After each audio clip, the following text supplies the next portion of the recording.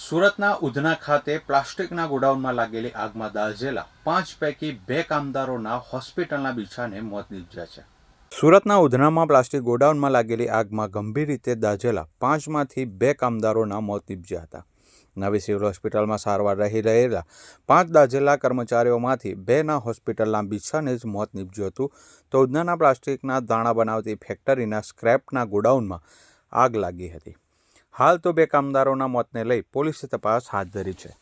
मैं बम्बई में था, मुझे पता मिली कि आग लग गई है कंपनी में और तुम्हारा भाई जल गया है, उसको एडमिट किया गया है। तो मैं वहाँ से आया, मैं यहाँ जब गाड़ी पे बैठा था वहाँ पे तो पता मिली मुझे कि वो एक्सपायर हो गया। कितने लोग जले हुए थे और कितने लोगों के एक्सीडेंट? 5-6 लोग जले थे, जिसमें से 3 अभी एडमिट है और 2 की डेथ हो गई। आपका कौन था जो जल गया है, डेड हो गई है, उसका क्या नाम? आमिर नाम था उसका, मेरे चाचा का लड़का था वो। कितने साल से वो फैक्ट्री में काम कर रहा था? क्या चीज की फैक्ट्री? प्लास्टिक का दाना बन रहा था, वो 1 साल से काम कर रहा था उसमें।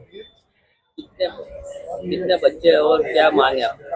2 बच्चे हैं उसके, बीबी है, और मांग हमारी ये है कि उसके बच्चों को देखें और उसकी बीवी को देखें बस।